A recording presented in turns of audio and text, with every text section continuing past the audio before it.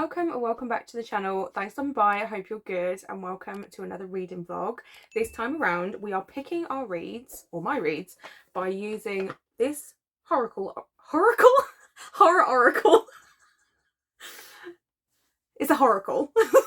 So obviously this is an oracle deck, and this one is based on like classic horror movies. I think it's all classics, maybe not all. It says classic horror oracle. So pairing each of the films with their essential elements such as A Nightmare on Elm Street, Carrie, Night of the Living Dead and Hereditary, so not all classics, there we go. These cards reveal the twists of fate that await you. And what I'm going to do is, we have like a little book and everything, I'm going to shuffle the deck, pull a card, we're going to read the kind of like stuff about it from here, and then using the card and the information in here, I'm going to find some way to link it to a book. One of my favourite things to do, particularly when it comes to like readathons and that, is to stretch prompts until they break. So I co-host the Tomes and Treasures readathon with Ash from Ash's Bookish Life, and one of the things that we always say is if you get creative with the prompt, if you find like a way to fill it that is not necessarily like standard, one, do it, and two, let us know, because we absolutely love hearing how people kind of interpret prompts. Honestly, the more creative the better. And I'm going to try and channel that energy into picking these books. So I'm going to justify to you why it fits. And if you don't agree, that's fine, but it will still stand because I believe it fits. And to be honest, I think if you're doing a readathon, right, or anything where you have a prompt to fill, if you feel like it fits the prompt, and you actually feel like it fits the prompt, like you're not being a dick about it, if you can justify it to yourself, then genuinely who cares what anyone else thinks. But I'm excited to do this.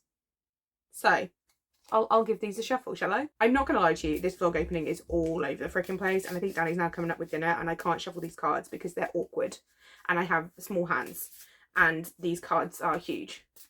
Like they're too big for my hand. That's what she said. Okay, I have the deck. I shall cut it. Ooh. Oh, it's Halloween. My favourite. Okay. It's Halloween. It was reversed, but I don't think that matters. Stunning. Bogeyman is the word. Oh, if only I hadn't already read both the Bogeyman books. Okay, let me find it. Okay.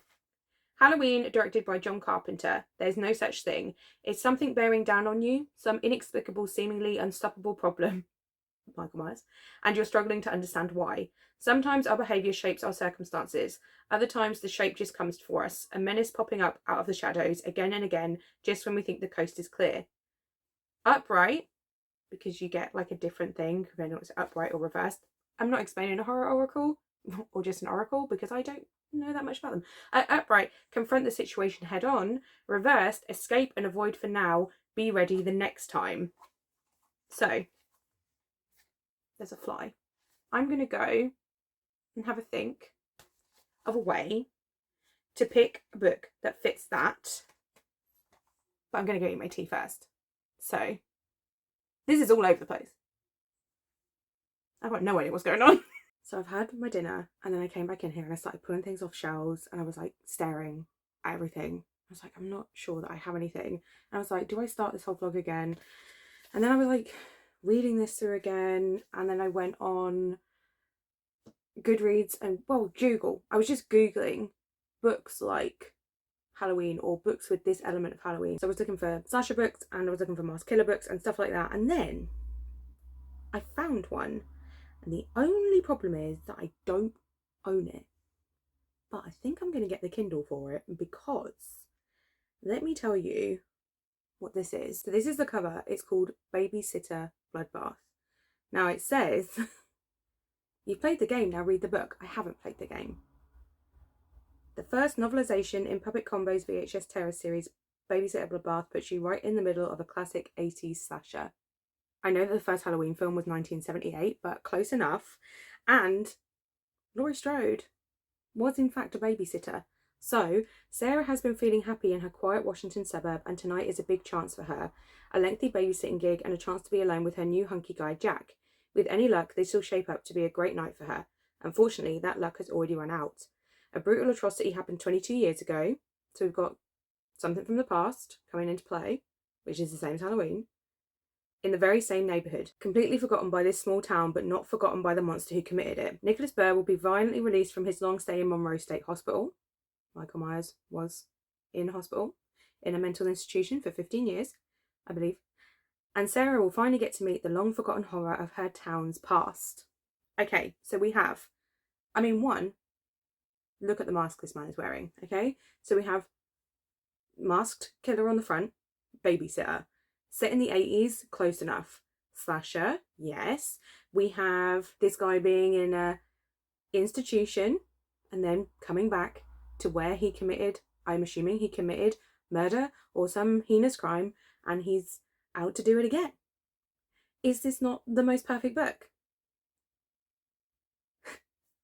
I'm just going to have to buy it, aren't I? It is kind of perfect because I'm travelling to London on Friday to meet up with Lisa, and we're going to see Chloe and Fee and Liv and things like that. So I have train journeys, and I was going to take In the Miso Soup, which I've already started and is not particularly long. But I could also take my Kindle. I could just take my Kindle because I could read Miso Soup when I come back. Or I could take both. I feel like this is going to be a very good one to take for travel. And it's only like 213 pages. I'm going to buy this. I'm going to buy it right now. So now I'm thinking, because it's Wednesday, I don't travel until Friday, but I am also reading other things. So do I just wait, read that one, and then come and pick another one?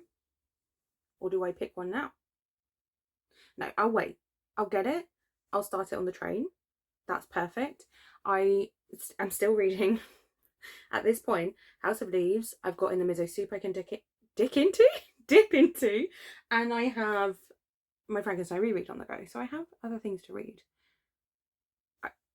This, I feel, is a good start, because I was starting to worry. I'm not going to lie. I was like, oh, maybe this is a stupid premise. Maybe you're not going to be able to think of anything. But then when I found that book, I was like, actually excited. Like that, I feel really good about this pick. Really good. It sounds like right up my street, and I feel like it is like the most perfect book to pick for this card. So now I'm excited, which makes me want to pick another one to try and get that high of finding the right book again. But let's save it. Let's save it for after we read Babysitter Bloodbath. So I'll try and do some vlogging in London. I'm not great at vlogging on trips, but I will try and take some b-roll and things like that, some footage. I don't know why I said it like that. And when I next speak to you, I'll probably have read this in its entirety, because it's not hugely long, and we can see just how good of a pick it was. I'm feeling confident.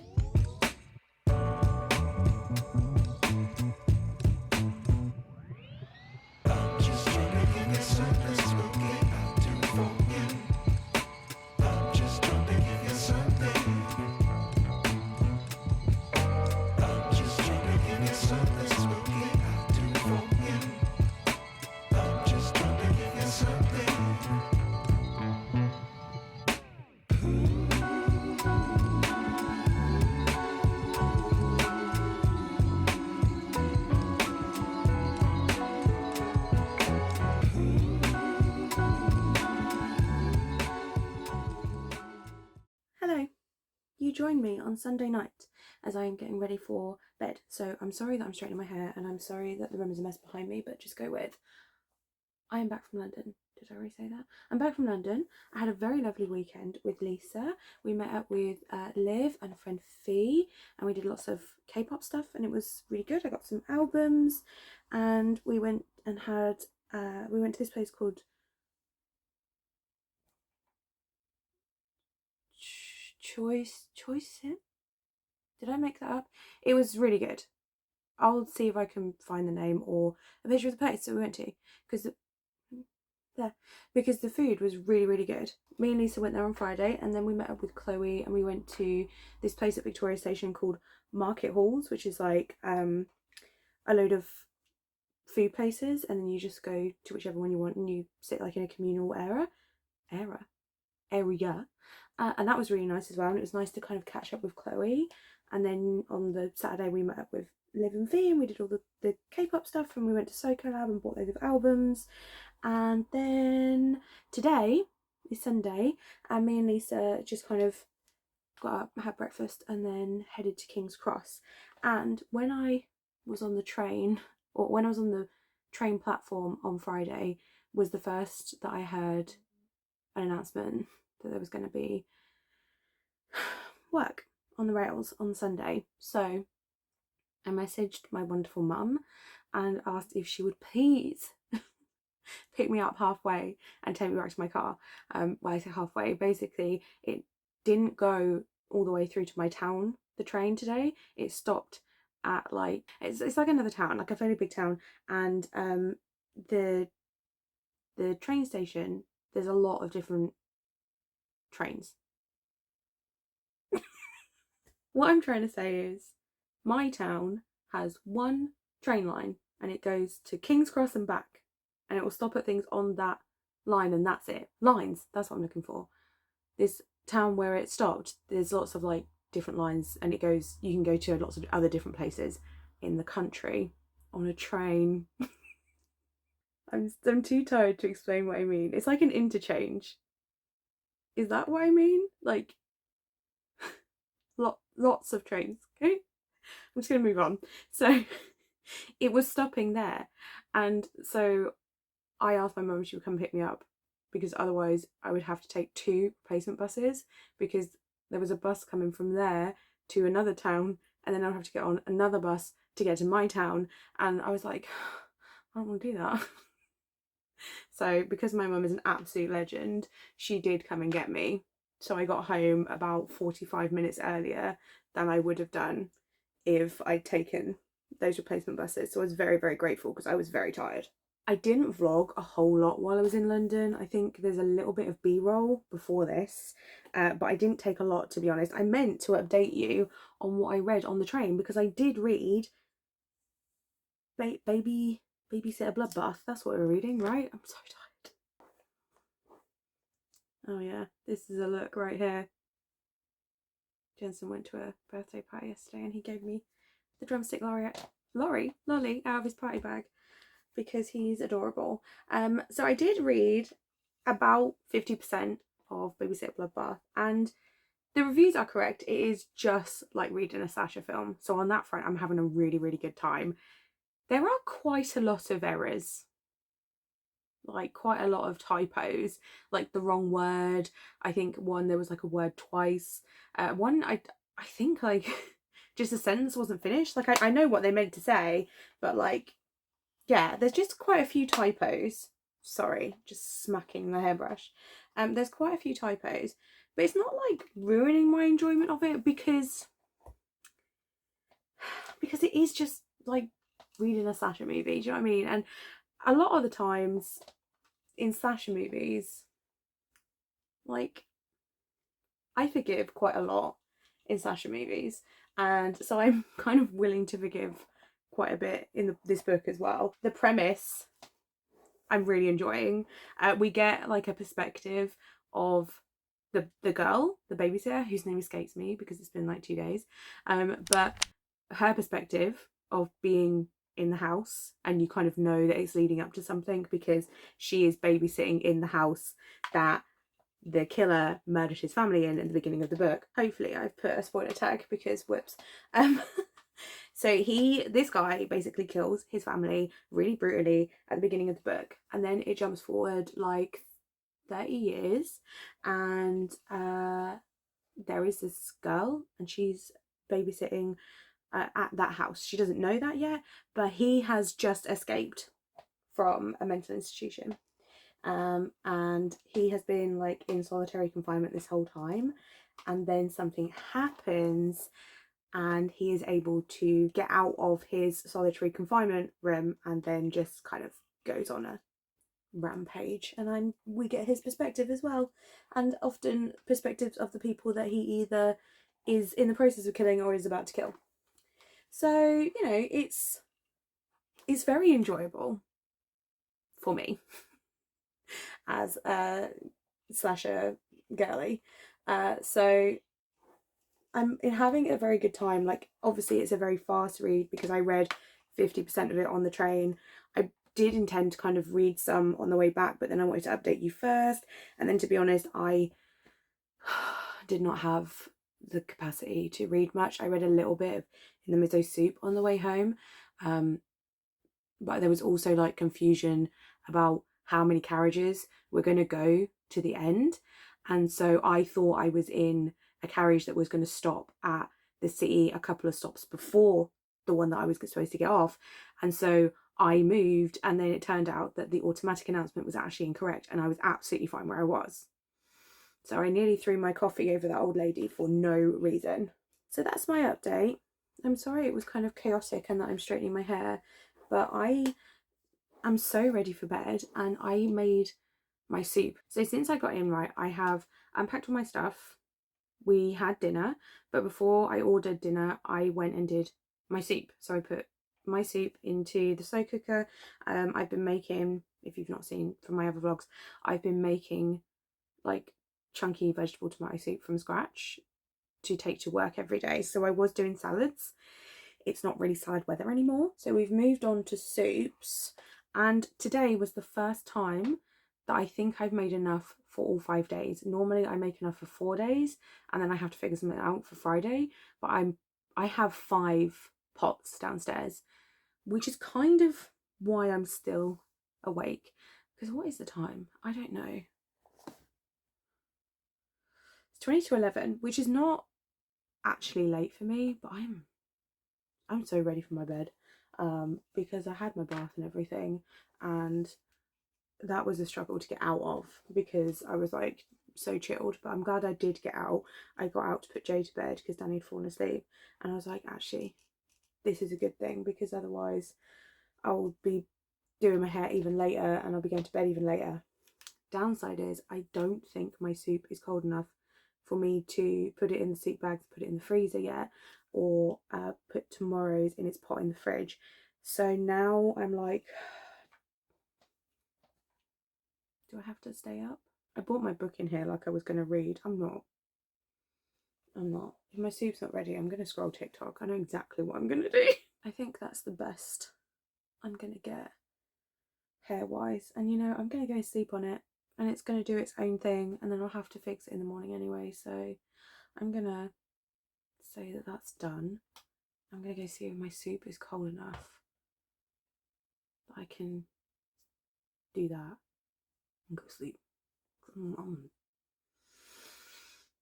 I think very obviously I'm tired. But I am going to take babysitter bloodbath to work tomorrow and try and read some on my lunch. I would quite like... Someone's in a hurry. Slow down. What's your hurry? But yes, I am going to try it and finish it tomorrow. And then we'll see. I don't think it's going to be a 5-star. I think maybe the typos and errors and things might bring it down, but who knows? Because the first half was very entertaining, and if the second half is as good and brings even more to it, maybe I'll overlook it, because I do prefer to rate on vibes anyway. So we'll see. I swear I straighten my hair, but you would not know it. And that rhymed. I'm a poet. Wow. Dab. I don't know what's going on. It's like 12:30. I have just been watching the last 3 episodes of Vox Machina. So I think maybe I blow dried my hair too fast. Maybe I didn't straighten it enough. Maybe it was the emotions that I went through. I don't know. But do you know what? Fuck it. We're going to just do the update anyway, because I have finished babysitter bloodbath. Firstly, this was an absolute perfect pick for this card. Absolutely perfect. It was like Halloween. It was like the first Halloween movie, but like on crack, if that makes sense. I'm going to get into like a few, not not negatives, but just like a few issues, but I'll put that behind the spoiler tag.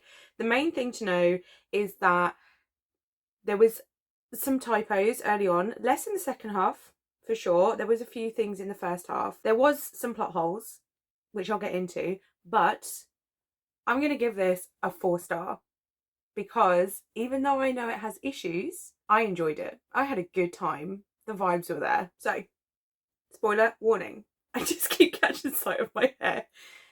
And I think it looks mental. But anyway, spoilers. So, the main premise of it is that this killer has escaped from, I think it is like an asylum, right? Something like that. So, he's escaped. And the entire town goes into lockdown. Okay? So, they're like, stay at home, don't go out. There's police are like going to all these different murder scenes as this guy like murders his way across the town. See? No, I'm pretty sure it's a town. And they're saying to people like, stay inside, lock your doors, don't answer the door to strangers. Like, it's very clearly everybody, curfew. That's the word I was looking for, not lockdown. Everybody is under curfew, okay? But the parents of this kid go to a restaurant, which is open, to have date night.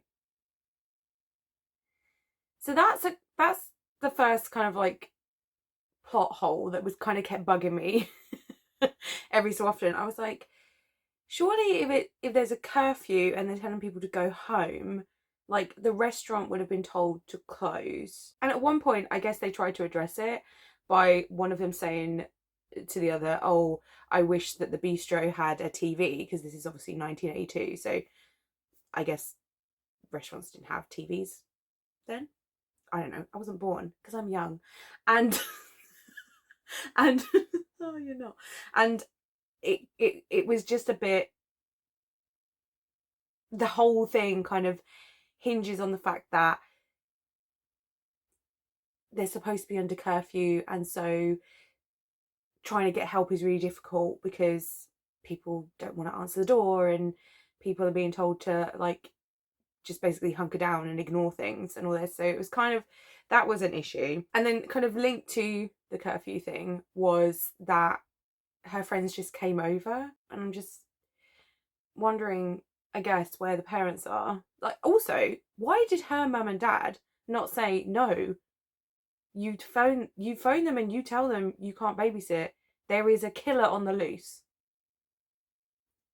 So there was that. Also, a random side note, it took me way too long to realise that her friend and her kind of like romantic interest were called Jill and Jack. And it was probably like a good 80% into the book, and I just suddenly went, Jack and Jill. So that's on me. That I don't know why it took me so long to pick up on that. Other than that though, it had all of those kind of 80s slasher cliches that I love. Like,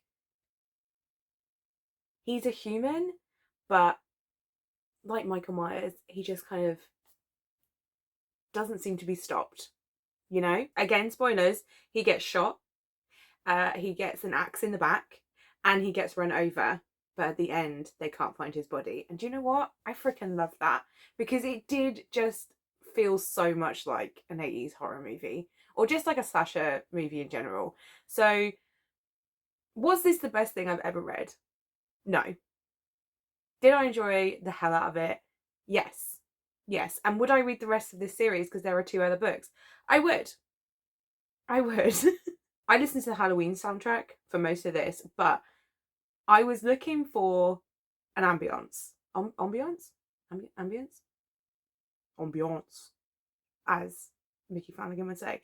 I was looking for an ambience to listen to, and literally about 20 minutes before I was looking for it, someone had posted a Halloween one with like Michael Myers and general vibes of the music and his weird breathing. It was great. I listened to that. So 4 stars. I'm super glad I read it because it was such a good time. And I think this is probably going to be the best fit that we get for this video. But we are going to do another one right now, even though it's like 12:30 and I should definitely just be going to bed, I'm going to pick the card so I can have a think about a book. So I might not be back tonight to tell you what I'm reading. It might be tomorrow, but I need to pick the card so I can get my little thinking cap on and see what connections I can make. Okay, so we'll give him a shuffle.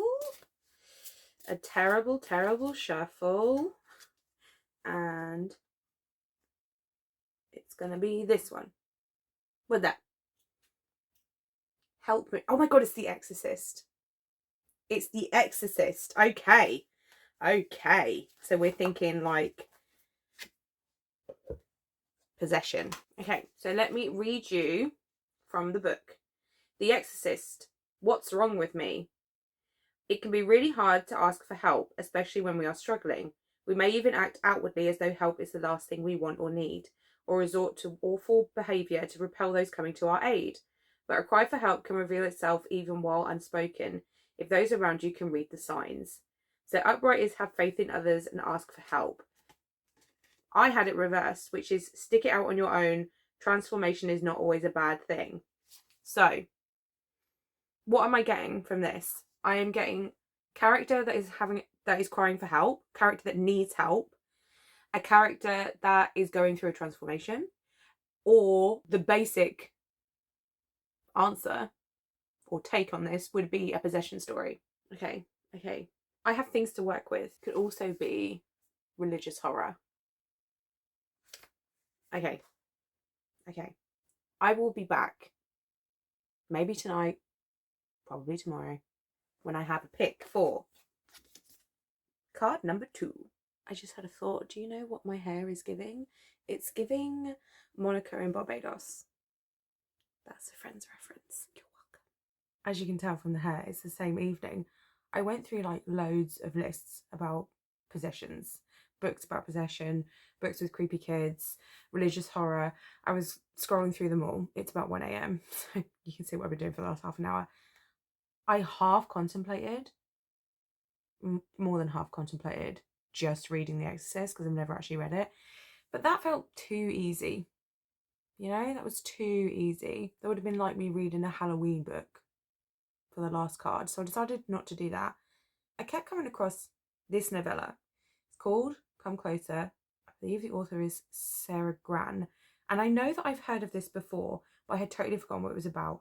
And it wasn't on my Goodreads. It is now. This is about this woman who seems to have like a perfect life. She seems very happy. And then out of nowhere, she starts doing really weird things and she thinks she's possessed. And from the kind of blurb in that, I'm thinking that it's either going to be possession or she's having some kind of crisis, some kind of mental break. And so these things would be possibly a cry for help. So I think either way, this is going to fit really well. And I thought, let me just see whether I can get hold of it. And I thought I'll check Kindle first. It is currently on a £1.79 deal. So I have purchased this and this is going to be my next read. It's another novella. I don't know if Babysitter Bloodbath counts as a novella because I think it was like 218 pages. I still think it's a novella. This is like 195. So I'm pretty sure this counts as a novella. So it wasn't intentional. But I've been really enjoying novellas recently. Well, shorter books anyway. I've been really enjoying them. So yeah, this one was just appealing to me. So I've got it. I'm going to download it on my Kindle. I'm going to take it to work tomorrow. I'm going to start it on my lunch break. I take my previous statement back because this morning's hair is Monica in Barbados. Hello. I'm about halfway through, what's it called? Come Closer. This is such a weird book.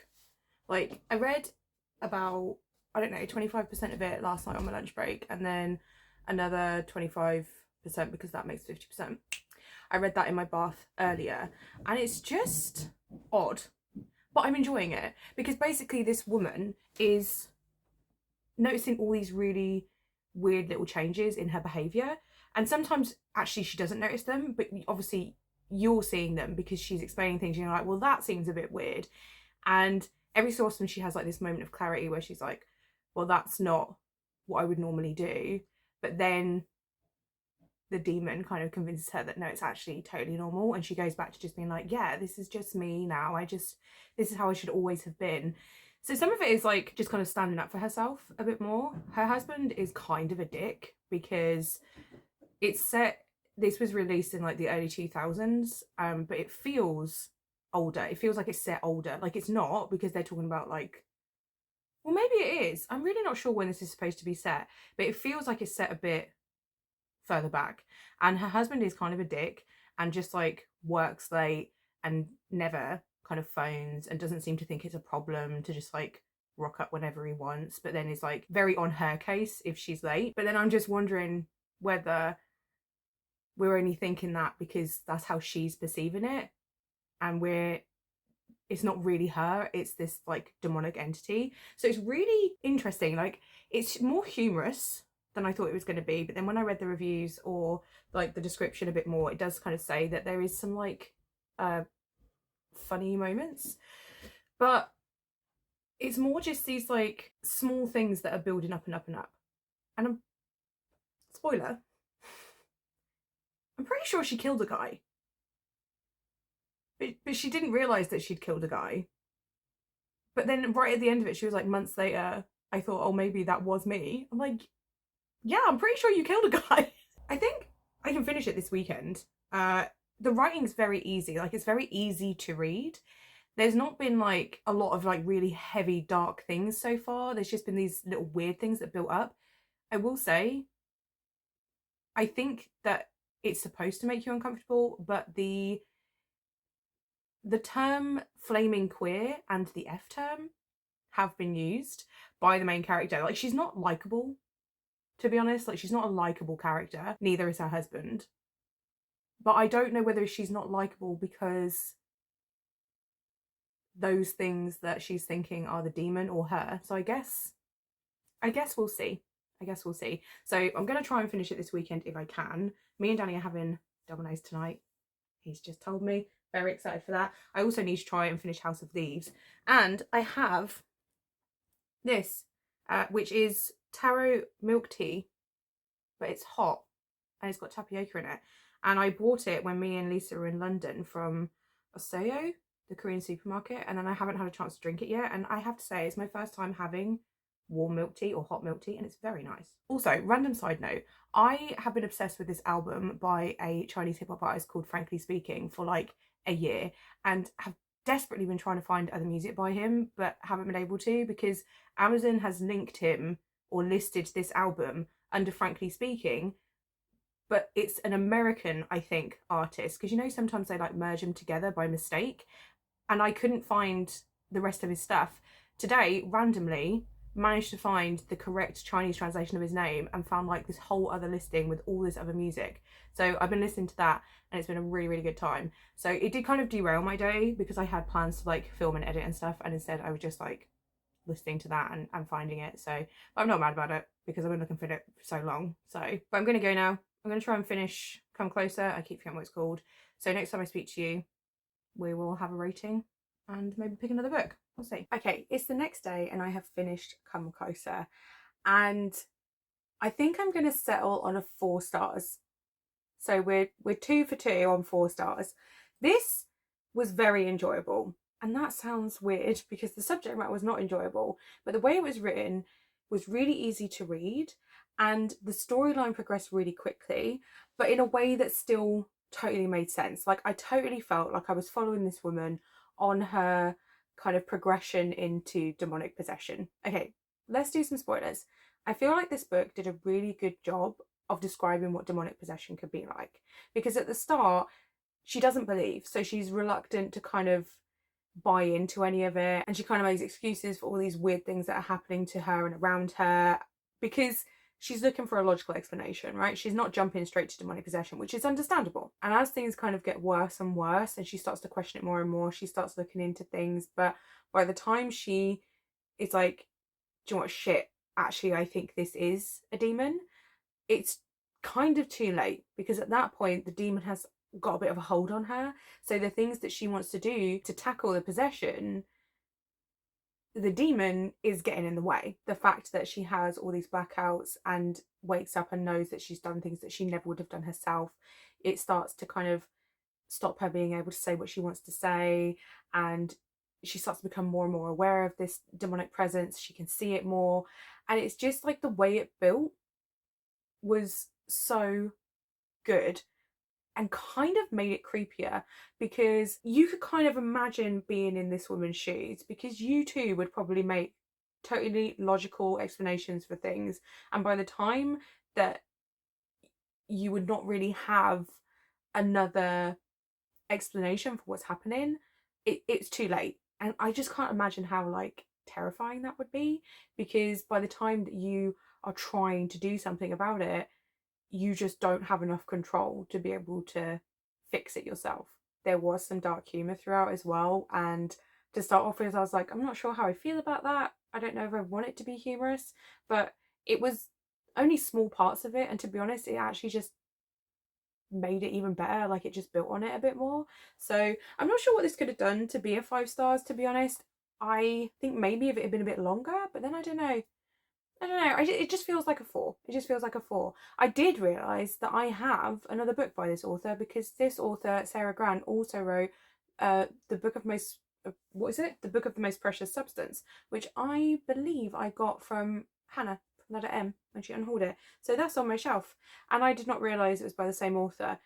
Has made me even more intrigued to give that a try now, though, because I really enjoyed the writing style in this. So that's good. And with regards to the card, I feel like it fit very well, because even though it's not a child and there's not really like an exorcist involved, I felt like the description of demonic possession and the demon kind of side of it fit really, really well. And we did say it doesn't have to be an exact match. With this one, it was almost like a complete match plot-wise.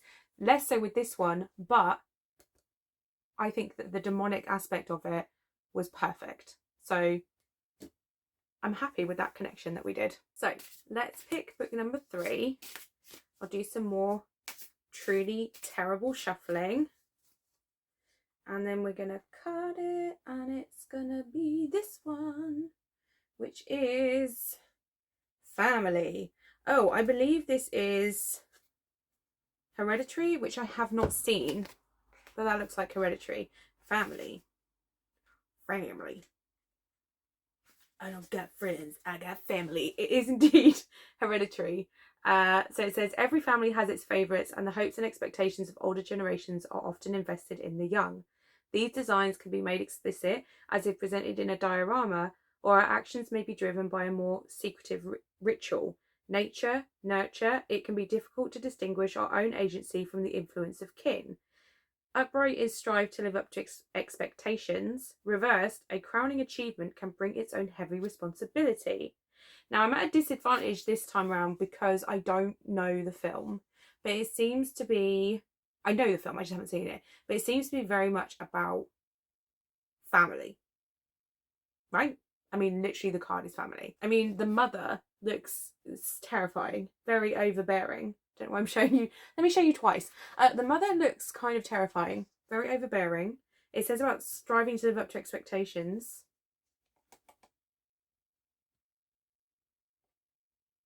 Let me have a think. That was actually ridiculously easy. Like, when I look back at the bookshelf, I saw this immediately and I was like, it can't be that easy. But then I read it, the back, and I was like, okay, maybe it can. I'm going to read Black Sheep by Rachel Harrison. So let me just read the back to you. Nobody has a normal family, but Vesper Wright is truly something else. Vesper left home at 18 and never looked back, mostly because she was told that leaving the staunchly religious community she grew up in meant she couldn't return. But then an invitation to the wedding of Vesper's cousin Rosie arrives. Something inside her insists she go, even if it means returning to the toxic environment she escaped. Even if it means reuniting with her mother Constance, a former horror film star and forever Ice Queen. When Vesper's homecoming assumes a terrifying secret, she's forced to reckon with her family's belief and her own crisis of faith in this fiery, irreverent horror novel. So we've got that. It's definitely to do with family. There's obviously something with the mother here. The mother and the kid are having a to-do or something. And then in the book it says, nature, nurture, it can be difficult to disentangle our own agency from the influence of kin, right? This was a Bond Book Club. It came with an author letter. The author letter says, it's about the black sheep of a very unconventional family who returns home to uncover a terrifying secret. It's also about identity, the old nature versus nurture. Say less. Listen, I don't know the film, but going purely on the description in the book and the general vibe of the card, I feel like this is a really good match. And I have been wanting to read this a lot because I read Such Sharp Teeth by Rachel Harrison and loved it, because it's one of my favorite things is when horror has like a deeper conversation. It's why I love Grady Hendrix so much, because there's always some kind of social commentary or something a bit deeper. It's not just like horror, there's always some kind of discussion going on, and I really loved that about Such Sharp Teeth as well. So I'm very, very excited. Very excited. And again, not overly long. It's less than 300 pages. So I'm doing really well with these picks, I think. Just gonna pat myself on the back. Making good connections, picking short books without even meaning to, like, love that for me. Hello. Ignore behind me. We're doing an update on my kitchen floor. It's Saturday night and I've come down to make a tea. I'm waiting for it to brew. And I thought I would update you because I'm about halfway through Black Sheep. We've done a few bits today. We went and picked out Jensen's birthday present. He's getting a bike, so we went and let him choose that, and he's very excited. We did a bit of shopping at Tesco's and got a new wiper for my car. Really nothing exciting. And I have just not been feeling the best. I don't know whether it's like, what do you call it, in my head, but that's not the word I'm looking for, but you know what I mean. Quite a few people in my office have been ill, and I've been really achy today, and I'm like, oh, am I coming down with it? Because yesterday I woke up not feeling 100%, and then today I've been really achy. So that's why we're sitting on the floor, because I wanted to update you when my tea was brewing and I was going to stand, but my knee hurts. How am I going to get up? Okay, well, we'll figure that out. Anyway, you're here for a reading update. I am halfway through Black Sheep. I'm having such a good time with this book. I am really, really enjoying it. I love the way Rachel Harrison writes, and I love the discussions that she puts in it. So this is my second Rachel Harrison, and the second time where I'm like, she's saying something else here. This is not just about what we think it's about. So with Such Sharp Teeth, it was about this woman being a werewolf, but it was also kind of like about losing control of her body, or like women losing that kind of autonomy over their own body sort of thing.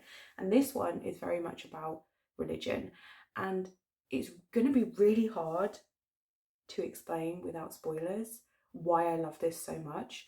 But there was something that happened, a twist that happened, and I was like, oh, that is brilliant, that is fantastic, and that has completely changed like the whole scope of this for me. Putting that twist in put a whole different lens over it. And so I really want to say, but I also don't. Normally I would, and we would put behind a spoiler tag, but I do not want to take even the slightest chance of somebody being spoiled for that twist, because I think if I'd have known it going in, it wouldn't have had that impact on me. Like, I literally, my mouth dropped open, and I'm looking at it, the whole thing differently, and it's so interesting. And I need somebody else to read this and message me so that I can talk about this, because I freaking love this book. But I'm only halfway through, and where I finished, there has just been another big twist, and I'm like, oh, this is okay. I'm excited. I'm going to try and get as much read tonight as I can. I don't think I can finish it because it's taken me a while to read this far, just because I've been reading other things and I've had work and that. But Danny's already asleep. Jensen's gone to bed. It is now 10 o'clock. So realistically, can I? Not really, because I'm quite tired. But the urge, the desire to just stay up until I finish it, this has potential to be a 5-star. But I don't want to speak too soon because I'm only halfway through, and I don't know what's going to happen in the second half, but oh god, this reveal that I just read right before I came to film makes so much of what's happened. It's all like coming together now. Like, it makes so much more sense.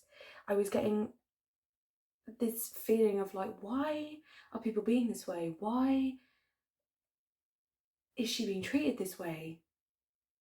And now it all makes so much sense. If this ends up being a 5 stars and you've read it, please message me, okay? Come join the Discord and put it behind a spoiler tag. Message me on Discord. Message me on Instagram. Message me somewhere so that I can talk about this with someone. And it's really made me want to go and read the other Rachel Harrison books that I haven't read yet, because I hadn't really heard of her before Such Sharp Teeth, which I think I gave like a 4. But you know, I think about that book a lot. I give it a 4 or 4.5, but I think about it a lot. Maybe it was a 5, but I'll stick with what I did. Maybe I'll reread it at some point. This one, I just got this feeling, and now I think there's like 2 books that I've missed, and maybe a new one. I'm gonna need them. Hello? That was just my dryer. Love a random noise when you're sat alone in your kitchen. I'm gonna go finish my tea, try and get off the floor first, and then read as much of this book as I can. And I'm thinking about renting Hereditary, because I've never seen it, and watching it so that I can get a better understanding of whether this fits, because at the moment, from what I know of Hereditary, I feel like it fits pretty damn well for some of the themes.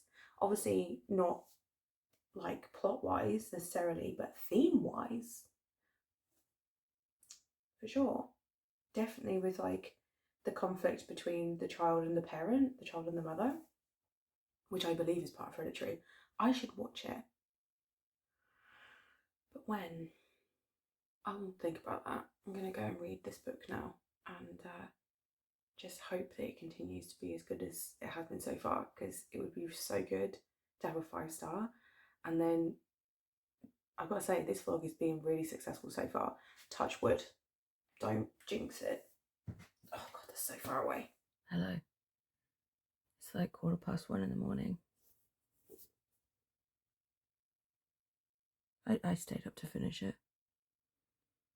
It was so good. I gave it 5 stars, but I can't form coherent thoughts for you.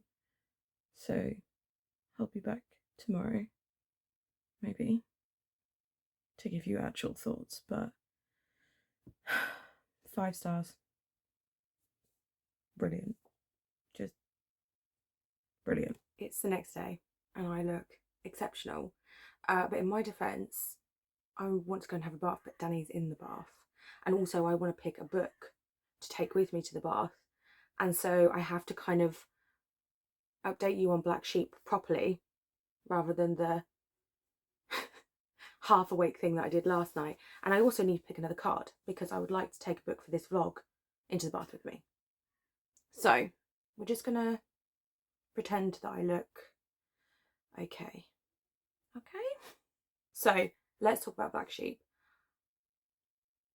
I think that I just read one of my top 10 books of the year. Honestly, I could not put it down.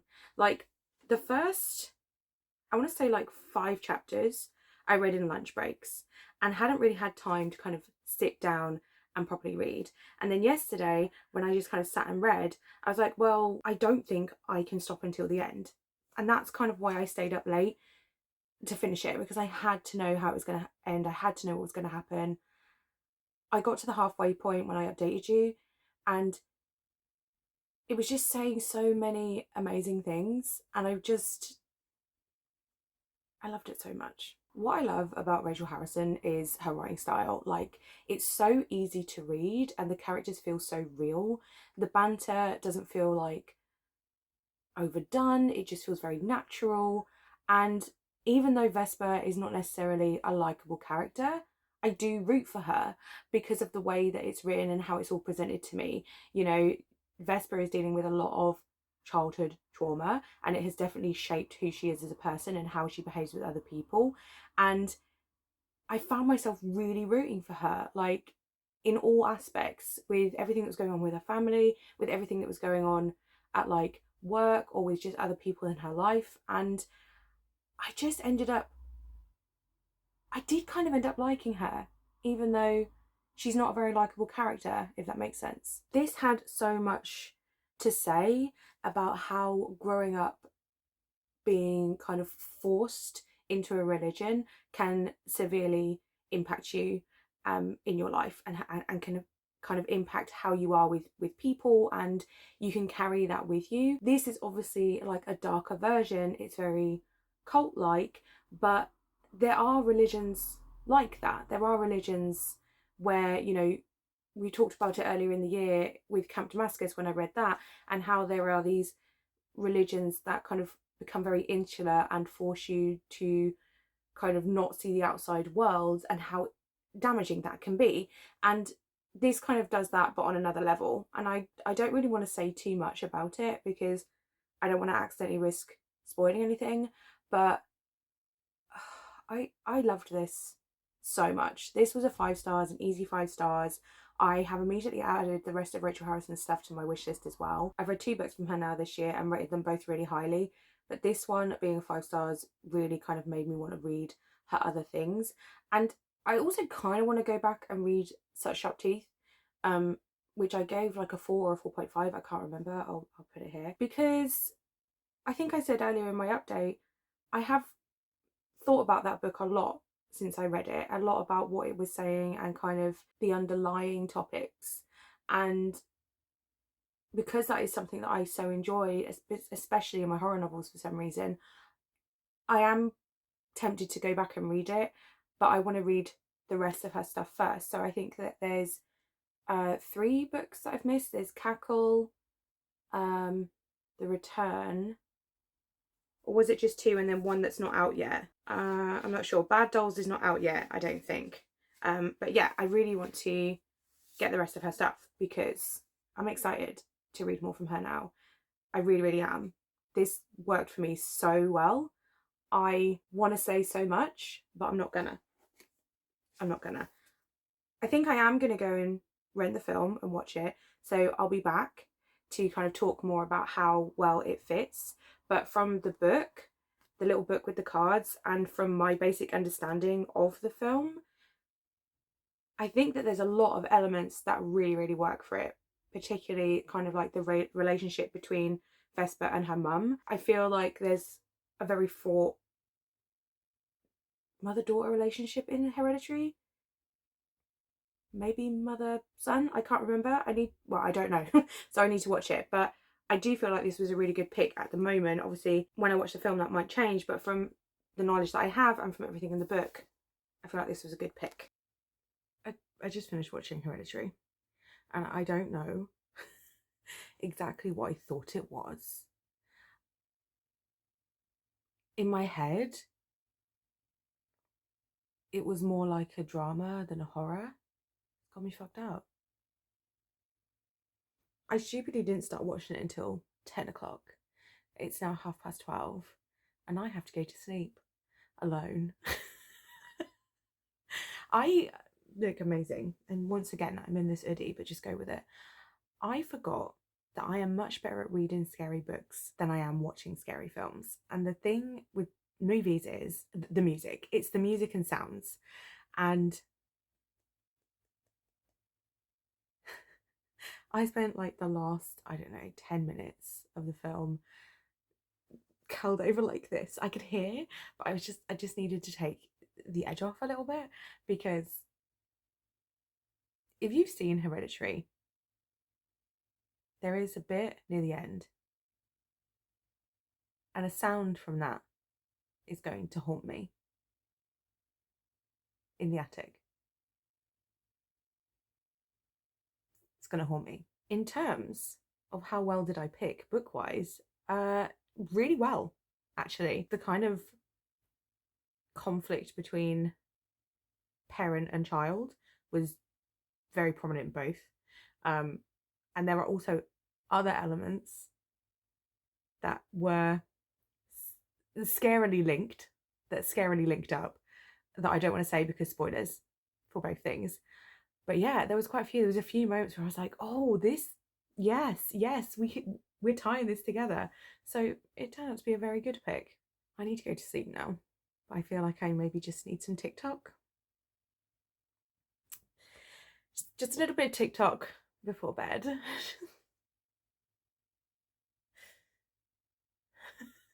I'm fine. I'm fine. Everything's fine. Okay, let's pick card number 4. And that's enough shuffling. I think we'll go near the top this time. It's this one. Grief, Pet Cemetery. Okay, I have seen this film. I have read this book. I bet that won't help me. Let's see. It can be hard to recognise that sometimes an end is better. Grieving a loss can drive us to do things we would never consider otherwise. Things that we know, things we've even seen, result in terrible outcomes. Visionist thinking can take hold in a place somewhere between optimism and despair. Upright is it's okay to let go, and reversed is hang on just a little longer. So I'm thinking, well, I mean grief, right? It's got to be something to do with grief, like with losing a loved one, maybe trying to get them back or trying to get revenge for them. Let me go and have a look. This was way harder than I thought it was going to be. I swear I have so many books dealing with grief and stuff on my shelf, but I could only really find 2, and I want to get in the bath. Okay, so it's going to be between these 2. So I've got We Can Never Leave This Place by Eric LaRocca, and this is about a young girl whose father dies and then her mum very quickly moves in as stepfather. Well, it says a new guest, and it's a guy, so I think it's like something like that. It says a grotesque and thrilling dark fantasy. We Can Never Leave This Place is a harrowing portrait of inherited grief and familial trauma. So I think this fits. Pet Cemetery is very much about, spoilers for Pet Cemetery, losing someone and not being able to let them go and the suffering that that can cause. So I don't know. Maybe. We also have Monstrillo by Gerardo Samano Cordova. Did I say this by Eric LaRocca? And this is about a mum who loses her son. And this is about a woman who loses her son and then takes a piece of his lung and nurtures it into this weird little thing called Monstrillo. But I'm sure that Paige put this in the Roadhouse to Read jar. So do I want to read this for this, or do I want to save it for Roadhouse there? But does this even fit? I don't know. Let me just read this again. Why is this one so difficult? I'm second guessing everything. I think I'm going to go for this. It's about grief. It might be a bit of a kind of like basic link to the card being literally called grief. I don't know whether it's going to have the same sort of themes as Pet Cemetery, but I guess we're going to find out. Plus, another super short book, which would be good because I still want to read another one. I'm going to go read this. I don't think it will take me that long. So this is my pick. Wow, that was difficult, but we got there. This better fit. Even if it doesn't, let's just pretend it does. I am once again back in this room and back in this hoodie. It is the same day though. Time has passed and I have finished We Can Never Leave This Place. I already forgot what it was called. It was literally less than 100 pages, so there was no point in kind of stopping halfway. And to be honest, I pretty much read this in one sitting. Like I read it in the bath and then I finished it off whilst I was eating my tea. And this was surreal. It's been a few hours since I finished it, and I've really been thinking about what to rate it. And I think I'm going to give it a 4. I really enjoyed this. It's the wrong word for it, but the writing was really good, and I enjoyed the kind of surreal story. There was a few bits that were horrendous, and my trigger was in this like twice, but it luckily wasn't like too descriptive, so I was okay. But I was like, oh damn it. Every time. It's been popping up a lot this year. I don't want to say too much because it's such a short book and I don't want to spoil anything, but we are following this girl and her mother, and basically they are in this kind of decrepit apartment in this kind of war-torn country. It's never really confirmed where they are, but there is a conflict happening and they are trapped in kind of like this apartment building. And at the start you find out that the father has just been killed because somebody brings his body back to the apartment. And it's then very much kind of, especially the daughter trying to deal with the loss of her father and also not being able to like give him up. And there was a moment in this where I kind of was like, yes, because it really did kind of have a Pet Cemetery vibe going on, not because they resurrected him or anything, but just because you could tell that she was so unwilling to let him go, and that if there had been an opportunity to bring him back, she would have done it. It is really strange. There are some gruesome moments. There was a kind of real icky thing that was in it. I'll put a spoiler warning. Seriously though, spoilers. Incest is mentioned in this. There is this kind of, it's a very small section, but obviously once you know it, it does kind of change some of the dynamics. So I would kind of like to read this again. Now I know the full thing, I'd kind of like to read it again with that in mind, but I did enjoy it. I can't give it a 5 stars because I'm not 100% sure that I followed it completely, and there was a couple of bits where I was like, I'm not sure that we needed that, but I definitely enjoyed the writing style and it was weird, and we know I like weird, so 4 stars. Still very good. So what are we now, 3 4 stars and a 5? We're going to do one more book and I would love it if we got another 5, which means I've probably just jinxed it, haven't I? So let's pick our 5th and final card. Well, great shuffling, good. Last time we picked from the top of the deck, so this time we're going to split it right near the bottom. We're going to go here. What is that? What is that? Oh, it's Friday the 13th. Mask. I couldn't tell because it was upside down.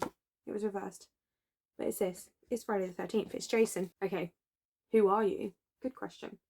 Who is anyone really? Behaviour and demeanour can disguise an identity as well as any mask. Those with an agenda may be those we least suspect, especially if we encounter them in a jovial atmosphere or scenic circumstances. If deception is revealed, it may come in a sudden piercing moment of recognition. We had known the truth all along. Upright is be wary of misdirection, the signs are there to be seen. And reversed is mistrust is repaid.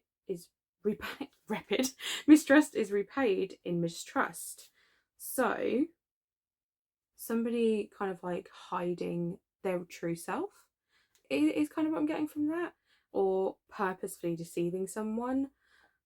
Obviously I could link it more to the film like we did with Halloween and be a Sasha or something based at a summer camp. There is potentials here. Let me go and have a look at my shelves. Sorry for the jarring move, but I had to move you out of the way because I was going through my shelves with a fine-tooth comb, and in the end I decided to go for the really basic link for this, which is I decided I really just wanted a horror set in a summer camp a la Camp Crystal Lake. So that's what I did. So I looked up some horror. I'm thinking slasher, where it's basically set in a summer camp. The Temptation to Read the Troop by Nick Cutter, even though it's not really a summer camp per se, like they go for 3 days of camping, but it's not like a specific camp. I've been wanting to read this for so long and I keep putting it off, and now would be a good time to do it. It's like 410 pages. The writing's pretty big though, and there's some mixed media, and I'm really tempted. But the more I thought about it, the more it wasn't giving me the camp vibe that I want, as in the summer camp. So I'm going to read Camp Slaughter by Sergio Gomez.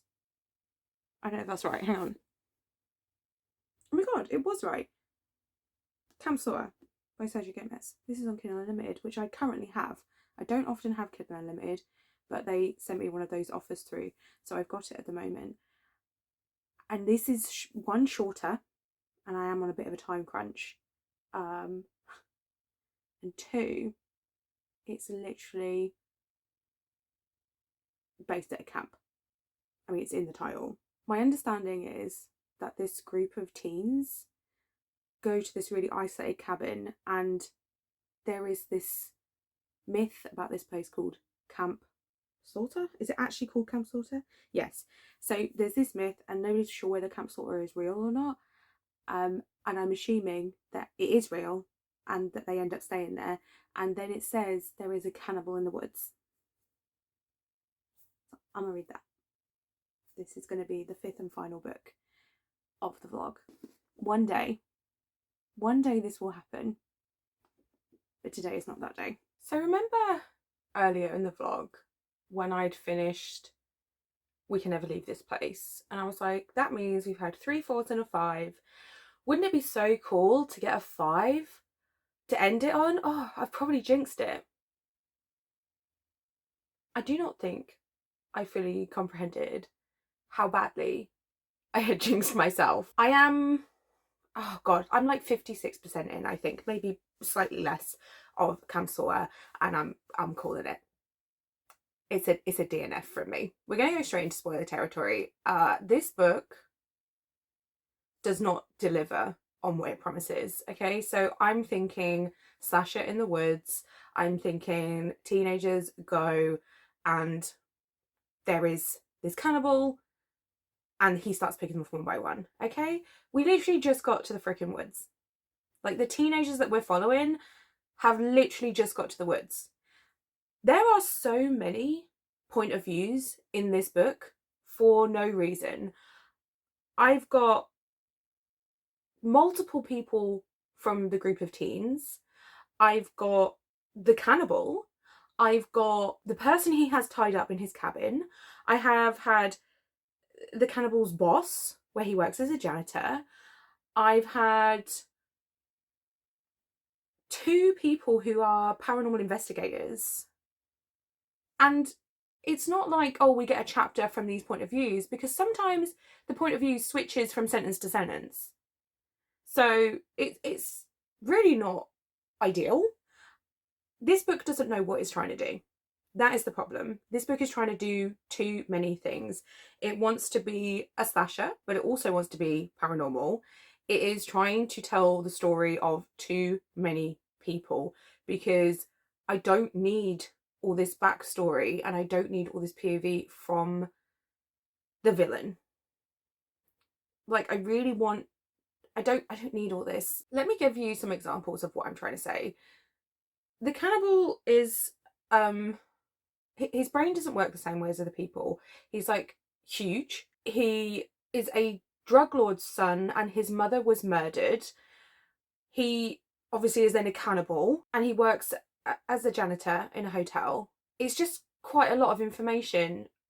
It makes him less sinister. He's quite childlike. Like, I was really disappointed the first time he was described, because they were like, oh, he's huge, but his voice is like a Looney Tune character. And I was like, that's not, like, I don't necessarily find that scary. Like, do you know what I mean? And it's just like, there's just so much going on. And I just didn't care. Like, I thought we were going to be following this guy called Fred. And he is like having this kind of like a crisis, because his friend, who's been friends with like for so many years, they're drifting apart, and this kind of like trip is probably going to be the last thing that they do together, because he's thinking, you know, this guy's not growing up and I am, so we're gonna drift further apart. And also at the same time, there's this girl that he really likes, and he's trying to get the courage to approach her and stuff. That honestly would have been pretty good conflict. I would have like to spend more time with that dynamic. But then we introduced like a crap load of other people, including like his best friend's little brother, some random girl, this guy, her cousin, who's a guy who was like a hipster poet. There was another guy who I quite liked. He was a drug dealer, but it was only like weed and stuff. Like, it wasn't like hardcore drugs, right? But him and his friends did loads of stuff around the community, so people really liked them. And it was kind of like, the way he was described was kind of giving me Windbreaker vibes, where it's like not necessarily like the best person, but not the worst. But they do really good things for the community, so we love them. And I think the thing that just put me off completely, right, was there is this inclusion of this man and a woman who are paranormal investigators for a YouTube channel, and they're making documentary, right? And they're making it about the disappearances in the area. So we get a lot of stuff with them. And I kind of didn't want that part of it. There was a few things. So the guy is older, and they're not like together or anything. They're just like business partners. And she says, oh, she's basically like thinking about him in her head, and she's like, he's never made a pass at her. He's never mentioned like a past marriage or a past relationship. He's like an asexual alien. Or he's just asexual. That was such a weird description. That was the first thing that I was like, I'm not sure. I'm not sure about that. Then I kind of carried on, and every time we went back to them, I was getting more and more frustrated, right? Because they're paranormal investigators, and he's like spent all these years trying to find evidence of like ghosts and the paranormal, and they mentioned Bigfoot and all this kind of stuff. And they keep referencing how like cannibals are more real, but humans haven't really come into contact with them. Like, they're a mythical creature. Like, cannibals are just people that eat people. They exist. I mean, there's been some pretty famous ones, you know? And I'm just sitting there like, I don't really understand what the point of these two is. Because when they start to get like evidence that maybe this cannibal is causing all of these things, he's like, oh my god, after all this searching, I'm finally going to find evidence. Of what? People? You know, I had to be persuaded to DNF this, and now that I'm talking to you, I'm like, why? Why was I fighting? Why was I pretending that I was going to carry on? You know? Ash, Becca and Siobhan on sprints were all telling me to DNF. And you know what? They were right. They were damn right. I am so disappointed. This is not how I wanted to end the vlog, but end it we must. So let's do a quick wrap up of the vlog. Our first card was Bogeyman. This is obviously Halloween. I went looking for a slasher. I found Babysitter Bloodbath, which was so like Halloween. I mean, not exactly, but we could definitely see the inspiration. I ended up giving this a 4 stars. I had a really, really good time with it. It was a great way to start the vlog. And I felt like it was like the most accurate pick out of all of them. Which seems that it was probably inspired by Halloween. That's not surprising. The second card was Help Me, and this is The Exorcist. I went looking for demon possession stories. I found Come Closer. Really enjoyed this as well. Thought it did kind of like that slow descent into demonic possession so well, and definitely has me excited to read the other book by this author. And I have forgotten the name of that book yet again. The Book of the Most Precious Substance? Maybe? Something like that. The third card was Family, which is Hereditary, and I went looking for kind of family conflict stories, I guess, and I went with Black Sheep. This was the 5-star of the vlog, the clear winner. I had such a good time with this. I really enjoyed the discussions in it. I enjoyed the themes. I enjoyed the writing. I genuinely enjoyed everything about this, and I'm so excited to read more from Rachel Harrison going forward. Our fourth card was Grief, and this is Pet Sematary, and I was looking for grief stories. I was looking for grief, but with this kind of reluctance to let go. I think I found it in We Can Never Leave This Place by Eric LaRocca. This is definitely the weirdest book that I read. I feel like a second read of this would be really beneficial to kind of really understand what was going on, but I still gave it a 4 stars. Really hard to talk about. Super, super weird. I enjoyed it. And finally, our 5th card was Mask, which was Friday the 13th. I was so excited because I just wanted a slasher at a camp. I picked up Camp Slaughter. As we know, it did not go well. So we end on a DNF. Not ideal, but it is what it is. Overall, I think this was really successful. If I'd stopped one book earlier, or if I'd picked The Troop, I could have read The Troop, which I was really excited for. We could have ended with like all 4s and 5s, but it is what it is. Camp Slaughter has been on my list for a really long time, so at least it's something that I'm taking off. I tried it, it wasn't for me. It did not do what I thought it was going to do. It didn't do what I wanted it to do. Everything else did. I would definitely consider doing this again. Some of them were harder than others. Like I really struggled with the grief one, but the Pet Cemetery one, but I would definitely do it again because I enjoyed making those connections. I enjoyed thinking about the films. I enjoyed making the links to the little booklet and stuff. It was good. I had a good time. Let's just ignore the last book, okay? If you have any recommendations for a good slasher set in a camp, please let me know. I've read The Final Girl Support Group, which has quite a lot of that in. I've read You're Not Supposed to Die Tonight. Anything that has kind of like Friday the 13th vibes, please let me know. If you just want me to know you're here, that purple heart is always appreciated. Thank you guys so much for watching. If you're not already subscribed and you'd like some more content from me, remember to hit that button, leave a like if you want to, and I'll see you in the next one.